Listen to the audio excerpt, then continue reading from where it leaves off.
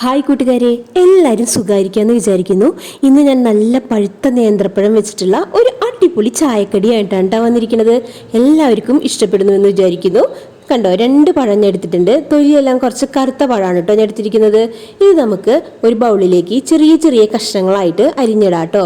ഇതിപ്പോൾ കഷ്ണത്തിന് ഇന്ന വലിപ്പം വേണമെന്നൊന്നും ഒരു നിർബന്ധവും ഇല്ല കേട്ടോ. ഇത് മിക്സിയിലിട്ട് അടിച്ചെടുക്കുന്ന കാരണം നിങ്ങൾക്ക് ഇഷ്ടമുള്ള വലിപ്പത്തിൽ ഇത് അരിഞ്ഞെടുത്തോളൂ കേട്ടോ. പിന്നെ ഈ സമയത്ത് ആ ലൈക്ക് ബട്ടൺ ഒന്ന് അമർത്തി കൊടുക്കുക കേട്ടോ. ലൈക്ക് വളരെ കുറവാണ്, എല്ലാവരും ഒന്ന് ലൈക്ക് ചെയ്യുക. ഇപ്പം ഞാനിവിടെ 2 പഴവും അരിഞ്ഞെടുത്ത് മാറ്റിയിട്ടുണ്ട് കേട്ടോ. ഇനി നമുക്കിതൊരു മിക്സിയുടെ ജാറിലേക്ക് ഇട്ട് കൊടുക്കാം. പിന്നെ ഞാൻ ഇതിലേക്ക് ചേർത്ത് കൊടുത്തിരിക്കുന്നത് ഒരു 1/2 കപ്പ് ഗോതമ്പ് പൊടിയാണ് കേട്ടോ ചേർത്ത് കൊടുത്തിരിക്കുന്നത്. ഇനി നമുക്കിത് നന്നായിട്ട് അരച്ചെടുക്കാം കേട്ടോ. നല്ല പേസ്റ്റ് പോലെ കട്ടയൊന്നുമില്ലാതെ അരച്ചെടുക്കാം.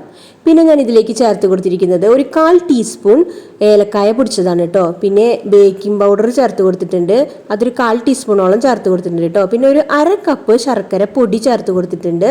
പിന്നെ മൈദയാണിത്, ഇതൊരു 1/2 കപ്പും കൂടി ചേർത്ത് കൊടുത്തിട്ടുണ്ട്.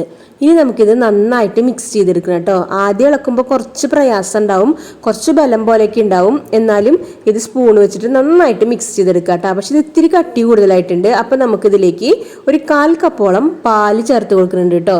പാല് ചേർത്തിട്ട് നന്നായിട്ട് മിക്സ് ചെയ്തിട്ട് എടുക്കാം കേട്ടോ.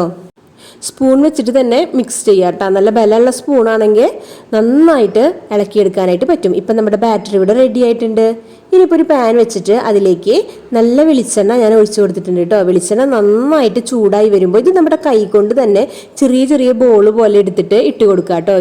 ആദ്യം ഹൈ ഫ്ലെയിമിൽ വെച്ച ശേഷം പിന്നെ ഇത് ലോ ഫ്ലെയിമിൽ ഇട്ടിട്ട് നമുക്കിത് ഫ്രൈ ചെയ്തെടുക്കാം കേട്ടോ. പഴമായതുകൊണ്ട് വേഗം കരിയും. അതുകൊണ്ട് 2-3 മിനിറ്റ് ആകുമ്പോൾ തന്നെ നമുക്കിത് ഒരു വശം മറച്ചിട്ട് കൊടുക്കാം കേട്ടോ. വേഗം ഇത് ആയിക്കിട്ടുന്നതാണ് കേട്ടോ. ഇപ്പോൾ ഇത് ഒരു വശം ഞാൻ എല്ലാറ്റിൻ്റെയും മറച്ചിട്ടുണ്ട്. ഇനി അപ്പുറ വശം ഒരു 2-3 മിനിറ്റ് ആകുമ്പോഴേക്കും അപ്പുറ വശത്തും നന്നായിട്ട് ഉള്ളിലെല്ലാം നന്നായിട്ട് വേഗം വെന്തുണ്ടാവും കേട്ടോ. വേണ്ട, ഇപ്പോൾ നമ്മുടെ നേന്ത്രപ്പഴം വെച്ചിട്ടുള്ള അടിപൊളി സ്നാക്സ് ഇവിടെ റെഡി ആയിട്ടുണ്ട്. നമുക്കിത് വെളിച്ചെണ്ണയിൽ നിന്ന് എല്ലാം നമുക്കൊരു കയ്യിലേക്ക് കോരിയെടുത്ത് മാറ്റാം കേട്ടോ.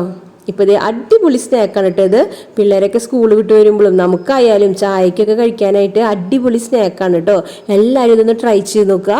അപ്പോൾ വീഡിയോ എല്ലാവർക്കും ഇഷ്ടമായി എന്ന് വിചാരിക്കുന്നു. മറ്റൊരു വീഡിയോയിലൂടെ വീണ്ടും കാണാം.